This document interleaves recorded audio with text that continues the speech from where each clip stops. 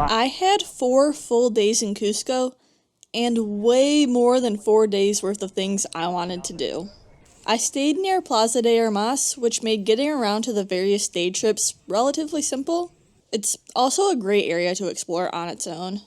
I arrived in Cusco from Lima the day before my first day trip, which I wanted to do to have a bit of time to explore the area and hopefully start acclimating to the altitude. I live at around 1,600 feet, but frequently spend my weekends in the 4,000 to 6,000 range, which is still significantly lower than the roughly 11,000 feet that Cusco sits at. I had high hopes I would handle Cusco's elevation well, based on my experience summiting Mount Fuji last year. And while my body didn't handle the elevation terribly, I wouldn't say it handled it excellently either. I woke up every morning feeling like my heart was racing and struggled to have much of an appetite for most of the trip. Definitely not ideal for hiking. Like I mentioned, I spent the first afternoon exploring Cusco, mainly the San Pedro Market and Plaza de Armas. San Pedro Market is a great place to shop for souvenirs, but even if you don't plan on buying anything, it's a fun place to look around. They have a little bit of everything from alpaca hats and gloves to toys and trinkets, even fresh and prepared food. I really enjoyed Plaza de Armas for the architecture, and bonus points to it for usually having a well-loved stray dog or two wandering around.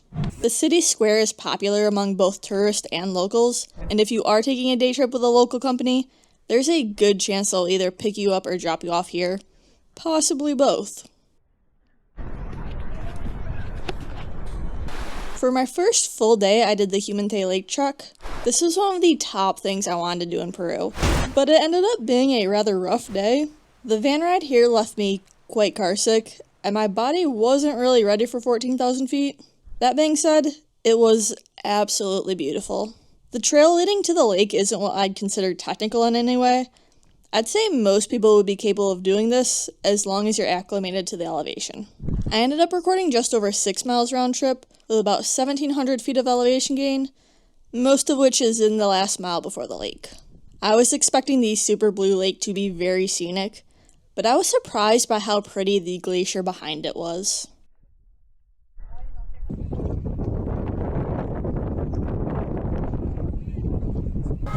Day 2 was for Machu Picchu. In order to do this as a day trip, I took the Peru Rail train from San Pedro Station. It was a scenic train ride, but I'm hoping to go back and do the Inca Trail trek someday when I have more time.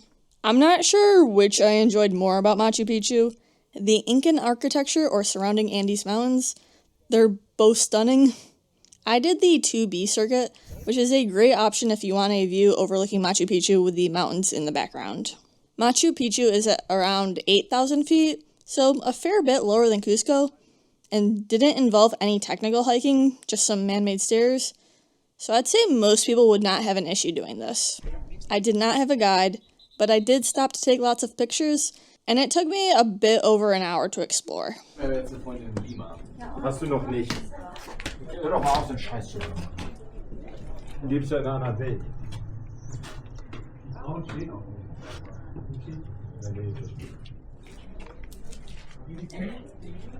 Day 3 was somewhat of a rest day with no day trips booked. The plan was to explore Cusco a bit more and rest if needed. I took this opportunity to explore Sacsayhuaman, which is within walking distance from Plaza de Armas, and I'm so glad I did. Even with having just visited Machu Picchu the day before, the stonework at Sacsayhuaman was still super impressive, largely due to the size of the rocks used. There were also some really cool tunnels or chincanas to explore.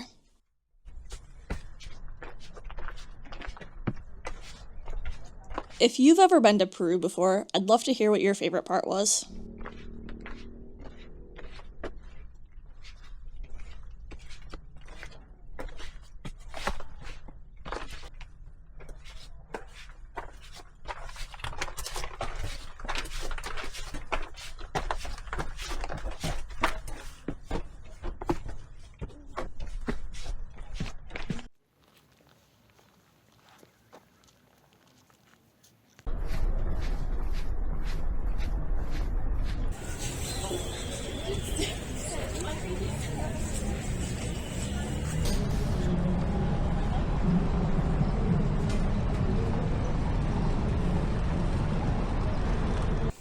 I saved the most difficult trek of my Peru trip for last, in hopes that it would give my body the best chance to acclimate.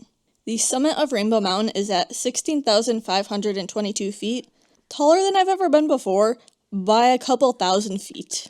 Luckily, my plan paid off, and while I certainly still felt the altitude, it didn't feel as rough as Humantay Lake did. Our group made good time to Rainbow Mountain, so our guide gave us the opportunity to visit Red Valley as well, which was very pretty. I made separate videos for Humantay Lake, Machu Picchu, Sacsayhuaman, and Rainbow Mountain and Red Valley, so be sure to check those out below if you want to see more.